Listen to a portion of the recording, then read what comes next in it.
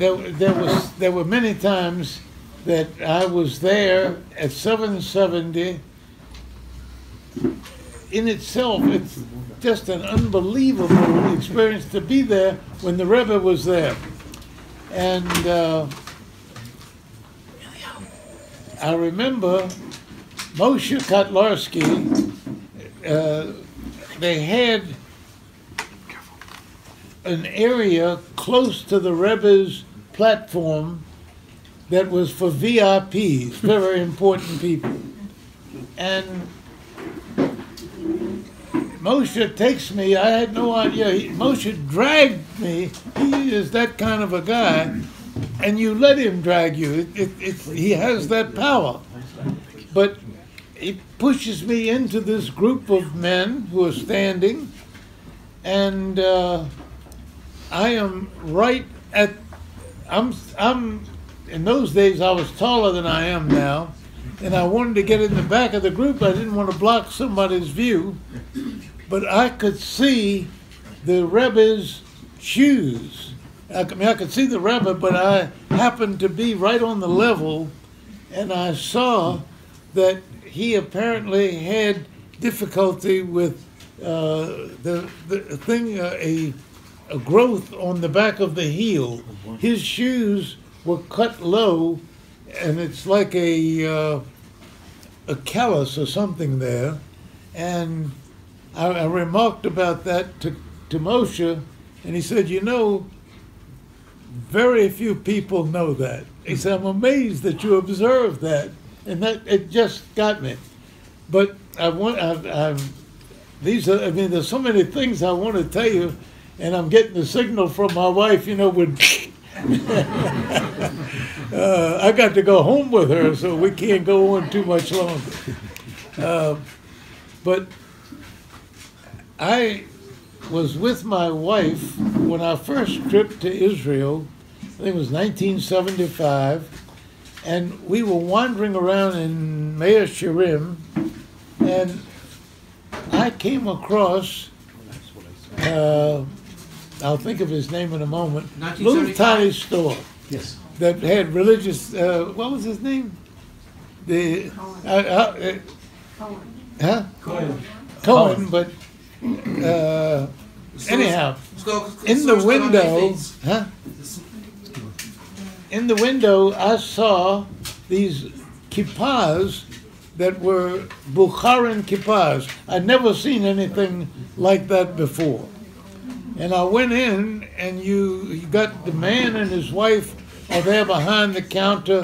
I watched his wife with the leather straps for a tefillin. She's measuring them out, and he's selling. And suddenly we worked our way up to the front, and my wife was outside. I worked my way up to the front, and I'm big time Al now. I'm very successful lawyer, and I'm going to buy some kippahs. And I told him, I'd like to see those kippahs that they looked much, I mean, they were different than this, but they were of this shape, the Bukharan kippah.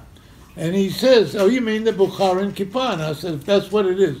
He brings out a box of them, and he shows them to me, and it was love at first sight. I've always had a lot of fun with hats and the appearance with my head covered. Not for religious reasons. I have plenty of hair, it just keeps growing, but many people thought I was bald because I always was wearing a hat and so forth. Anyhow, he shows me the Bukharan kippah that I enjoyed very much, and two similar ones for my sons. And I said, well, Mr. Cohen, how much are they? And he says they're 28 shekels each. This was, again, just after Lincoln's funeral, way yonder back. And I said, well, that seems rather high. And we began to bargain. I was enjoying his company, and he had a great huge picture of the Rebbe on the wall. He was a Lubavitcher Chassid. And I'm picturing this poor Jew struggling with this store. He's got his wife working, she's working very hard, and he's diligently behind the counter running around. And I bargained him down to, I think, something like 18 shekels for each kippah. And then I said, Mr. Cohen, I've enjoyed talking to you so much. I want to pay you 28 shekels for each kippah. And you know, I looked up. I'm the big man here. I'm trying to help this guy out. When Moshe put me into the very important person area, I was so close to the Rebbe. I see, and I'm so sorry I can't recall his name, Cohen, but he's a special.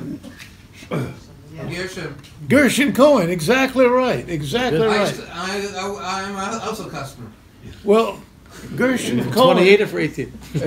I'm standing next to a guy from Venezuela, a rich guy from Venezuela in the group, and he speaks English. We're talking, and I see Gershon Cohen coming in, and I turned to this new friend I had there. I met him we're packed into this little area, and I said, "Gosh, I wish I would have thought of that." And he said, "Thought of what?" And I said, "There's Gershon Cohen. Imagine somebody must have bought him a ticket and provided him a way to come before the Rebbe. If I would have only used my head, I could have done that." That's the guy that I helped out with my 28 shekels. The guy turns to me and he says, "Gershon Cohen could buy and sell this whole building, the whole downtown of Dallas, Texas. He's a very, very wealthy guy. He don't need no help from nobody." And I gave him 28 shekels. I'm a big time guy here. So I have one other story, and then I promise you, my dear, I will cut it off. I never knew this. Maybe you know, Rabbi. At 770, Motzei Yontiv, when people are lined up to get a kos v'bracha, they had a photographer situated up above where the Rebbe is pouring the cups, and he takes pictures of people as they come through. Mm-hmm. Apparently, he was attracted to the idea, there's this earthly Jew with the earth clothes and the Bukharin kippot and his two sons, and he takes pictures of us, a lot of pictures. I interrupt to tell you, the Gaboyim had told me early on, there's another story that comes through, but it said, you never say anything to the Rebbe. If you stop to talk to him, think about all the people back there waiting. So don't, if he talks to you, fine, you can respond. But don't you start a conversation. And that was when the Rebbe said to me that first time, I was, uneasy about him talking to me.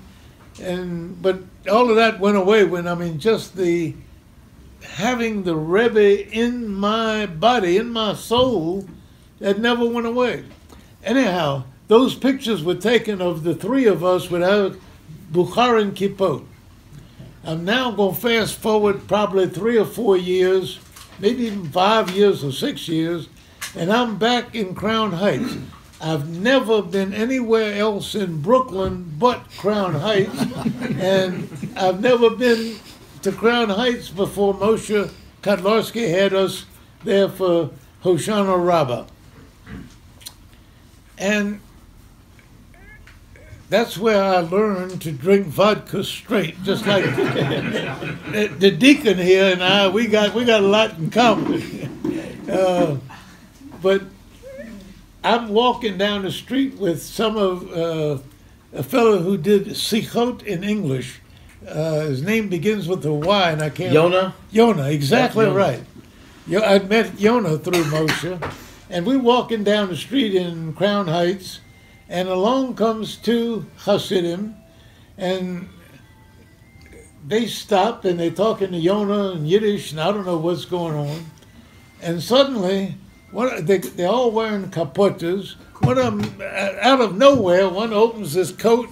Bam! There's a bottle of a fifth of vodka. The other one reaches in. There's cups, and they're pouring drinks right here on the street.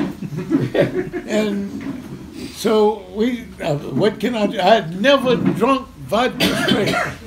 I was not a stranger to alcoholic beverages, but I had never thought about drinking vodka straight, which I now find a rather accommodating experience. So we're drinking and talking, and everybody was singing Nigunim, it's a Yontiv, and we were on this side of the street, across the street. I mean, everywhere you look, there's Hasidim running around, all in their Yom Tovim clothes. And I just happened to notice a bullock of a guy, great, big, strong, huge man in a beautiful capota, a great big hat, and he's walking on the other side of the street with people. And what did I have to do to look over there? I don't know, but I look over, our eyes meet. And he suddenly, this is what happens. I'm now that big guy on the other side of the street. Oi! Oi! Oh! Oh! Oh! You know, I'm looking, what did I do wrong? This guy is jumping, I mean, just screaming, oi! Oi! And he and his colleague come running over to us. This huge man picks me up like I'm a feather, embraces me, kisses me. I never had anything like that happen. And I'm trying to get down, and he finally puts me down. And of course, the guy with the whiskey and with the vodka, we all decide he's speaking Russian, Georgian, and Bukharan. And he is, well, here's what happened. Those pictures of my sons and I in our Bukharan kippot had been published in a magazine put out by Chabad that went into the Bukharan community in Russia, saying that the Rebbe is involved with Bukharan Jews. And this fellow is from Bukhara, who is out eating treif and smoking cigars and Shabbos and just living a life that had nothing to do with Yiddishkeit. And somebody showed him the Rebbe, the Lubavitcher Rebbe, with these Bukharan Jews.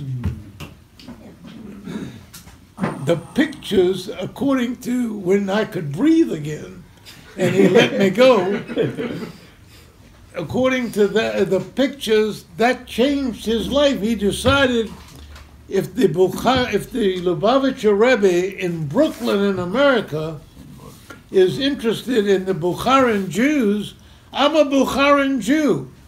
I'm going to become a Bukharan Jew. And he looks at me, I'm the tzaddik of the generation. I done brought him out of the pit because my picture was in that magazine. And he can't get over it. And he's going on in Russian, in Yiddish, in Hebrew. And I turned to the guy with the bottle of whiskey. What is he saying? And he says he can't thank me enough. He's so appreciative that I was in that picture. And where are my sons? He wants to know everything. And he says to me, the translator, I'm going to be done. No, take your time. I'm done already. Really. Take your time. What is it? I said, first of all, take your time. Second of all, your wife means that we should have a niggin, and then we'll continue. Okay. That's what she means. Look, can I finish this story? Of course. Okay, I'm going to finish this real quick. Of course. He wants to know where am I from in Bukhara? And I tell the translator, I'm from Memphis, Tennessee. I don't know nothing. And he was so surprised, but he gave me a great big hug, and that didn't change him a bit. I mean, I want you to be in my shoes for a moment. You could not have just a more unlikely representative of Bukharan Jewry than me. And here I am, dumb, great luck. My picture and my son's pictures affected a guy way over on the other side of the world. And here he is in Brooklyn, walking down the same street I am, and gives me the thrill of making me feel like, I got a guy up there somewhere who, my theory, and this I promise you, I'm not going to go any further. My theory is there is somewhere in this world a tzaddik of enormous proportions who has done so much kindness, so much Gemilut Hasidim, and has helped so many people. His Teudah number is 1 digit away from mine. I'm over here, I'm me. I've lived my life. I've done my things. You're beautiful. And upstairs, they're giving me his reward. And I can picture this guy, Hashem, give us a little help down here. Look what you're doing to me. And I'm over there, yeah, man, everything's lovely with me. I got no problems anywhere. And I just can't explain it any other way. But my wife and I, we celebrated our 50th anniversary. Mazel tov. I am always so surprised. Years ago, What words that come out of, I'm finished with this. Words come out of my mouth. I have no idea where I got them from, but my wife and I are sitting there. Many people are present at the party. My lovely wife and my lovely party she put together.